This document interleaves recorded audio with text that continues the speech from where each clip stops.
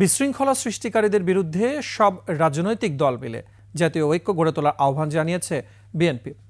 প্রধান উপদেষ্টা ডক্টর মোহাম্মদ ইউনূসের সাথে বিএনপির প্রতিনিধি দলের বৈঠক শেষে একথা জানান মহাসচিব মির্জা ফখরুল ইসলাম আলমগীর।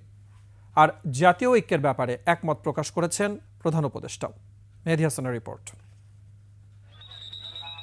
রাষ্ট্রদ্রোহ মামলায় চিন্ময় কৃষ্ণ দাসের জামিন নাকচ করে কারাগারে পাঠানোর আদেশের পর মঙ্গলবার চট্টগ্রামে আদালত প্রাঙ্গণে প্রিজন ভ্যান ঘিরে বিক্ষোভ করেন তার অনুসারীরা। এ সময় আইনজীবী ও আদালত কর্মচারীদের সাথে তাদের সংঘর্ষের এক পর্যায়ে আইনজীবী সাইফুল ইসলাম আলীকে হত্যার ঘটনা ঘটে। এ নিয়ে উত্তেজনা ছড়ায় দেশজুড়ে। এমন পরিস্থিতিতে বুধবার সন্ধ্যায় প্রধান উপদেষ্টার সাথে তার বাসভবন যমুনায় বৈঠকে বসেন বিএনপির 5 সদস্যের প্রতিনিধি দল। বৈঠক শেষে মহাসচিব মির্জা ফখরুল ইসলাম আলমগীর বলেন, উদ্ভূত পরিস্থিতি নিয়েই বেশি আলোচনা হয়েছে। এমন পরিস্থিতিতে জাতীয় ঐক্য গড়ে তোলার কথা বলেছেন তারা। একমাত্র ওয়ালটন এসি দিচ্ছে 1 বছরের রিপ্লেসমেন্ট গ্যারান্টি।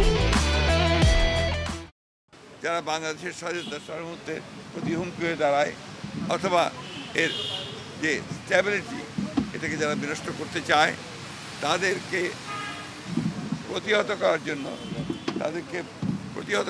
প্রতিরোধ করার জন্য আমাদেরকে অবশ্যই একটা জাতীয় ঐক্য গড়ে তুলতে হবে। সবাইকে শান্ত থাকার আহ্বান জানিয়েছেন প্রধান উপদেষ্টা ডক্টর মোহাম্মদ ইউনূস।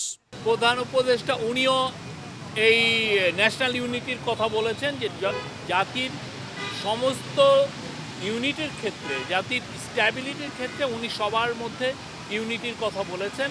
সেটা এবং স্টুডেন্ট, ছাত্র, জনতা, হিন্দু, মুসলমান, খ্রিস্টান সবার মধ্যে উনি ন্যাশনাল ইউনিটির বার্তা দিয়েছেন।